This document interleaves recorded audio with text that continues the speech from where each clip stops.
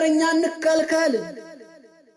ታው አይጠቅምሽም ዛሬ ሰውነትሽ ማገላለጥ እህቴ።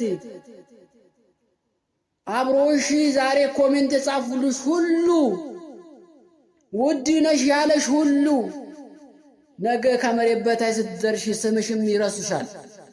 ለሁለት ቀን ልባቸው ሊወርድ ይችላል። ምናልባት የሚወድሽ ለሶስት ቀን አምባው ሊወርድ ላያቆም ይችላል። ከሳምንት ወዲያ በኋላ ግን ያ አብሮሽ የሚተኛው ባልተቤትሽ ማብሯት ሌላይቱ ትመጣለች።